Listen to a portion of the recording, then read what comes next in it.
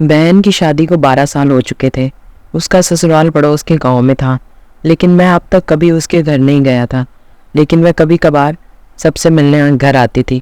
एक दिन मेरी पत्नी ने मुझसे कहा कि तुम्हारी बहन जब भी आती है तो उसके बच्चे पूरे घर पर कब्जा कर लेते हैं और बहुत परेशान करते हैं। पूरे घर में सामान फैला देते हैं। खर्चा तो 2 गुना बढ़ जाता है। तुम्हारी माँ तो चोरी चुपके से उसे साबुन, वॉशिंग पाउडर, चावल और दाल यह सब चीज़ें देती रहती है। यह सब सुनकर मुझे बहुत गुस्सा आया। मैं मुश्किल से घर का खर्चा चला पाता हूँ और मेरी माँ मेरी बहन को सब कुछ दे देती है। एक बार बहन घर आई थी, तभी उसके बेटे ने टीवी का रिमोट ही तोड़ दिया। मुझे गुस्सा आ गया और मैंने अपनी माँ से कहा कि दीदी को ऐसे बार बार घर नहीं आना चाहिए, बस दिवाली पर ही आया करे, और जो तुम झोला भर के सामान देती हो वह भी बंद कर दो। माँ ने कुछ नहीं कहा, पर बहन ने सब सुन लिया था, लेकिन मैं भी कुछ नहीं बोली। 4 बज चुके थे। उसने अपने बेटे को तैयार किया और कहा, भाभी मुझे बस स्टॉप तक छोड़ दो। मैंने ऐसे ही झूठ मूठ दीदी को बोला, जा रही हो दीदी, कुछ दिन और रुक जाती। उसने मुस्कुराते हुए कहा, अरे नहीं, बच्चों की छुट्टियां खत्म हो रही हैं, हमें जाना चाहिए अब। एक दिन हम दोनों भाइयों के बीच ज़मीन का बंटवारा होने वाला था, तभी दीदी भी आई थी, लेकिन मैंने उनसे सीधे कह दिया कि मैं अपने हिस्से से कुछ नहीं दूंगा। माँ ने कहा कि बेटी का भी अधिकार होता है, लेकिन मैंने उसे चिल्ला कर कहा, मैं उससे कुछ नहीं दूंगा। दीदी सामने बैठी थी पर कुछ नहीं बोल रही थी। अलग होने के कुछ दिनों बाद मेरे बड़े बेटे को टीवी की बीमारी हो गई।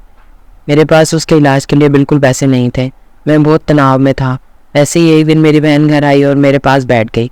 उसने अपना हाथ मेरे सिर पर फेरा और कहा कि तुम तनाव में हो क्या?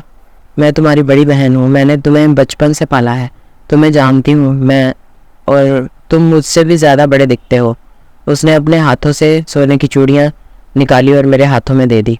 उसने कहा, तुम पागल हो, तुम ऐसे ही टेंशन ले रहे हो, यह चूड़ियाँ लो और अपने बच्चे का इलाज करो। वह धीरे से बोली, चूड़ी के बारे में किसी को मत बताना, तुम्हें मेरी कसम है। उसने फिर से अपना हाथ मेरे सिर पर फेर दिया। उसने मुझे 1000 रुपये दिए। उसमें 50 और 100 के नोट थे। शायद उसने बचत करके जमा किए होंगे। यह पैसे जेब में रखते हुए बोली कि बच्चों को जो चाहिए ले लो और इस तरह टेंशन लेकर मत बैठो। चलो अब मुझे अभी जाना है। बच्चे स्कूल गए थे, इसलिए सोचा जल्दी जाकर भाई को मिलकर आओ, इसीलिए आ गई। तभी मेरा ध्यान दीदी के पैरों पर गया। उसने टूटी हुई चप्पल पहन रखी थी और पुराना दुपट्टा पहना था। वह जब भी घर आती थी उसके कंधे पर हमेशा वही दुपट्टा रहता था।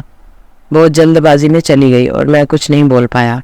हाथों में वह चूड़ियाँ लिए मैं ज़ोर ज़ोर से रो रहा था।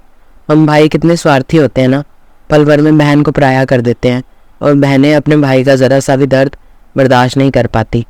उसके घर में वह कई समस्याओं का सामना करती है।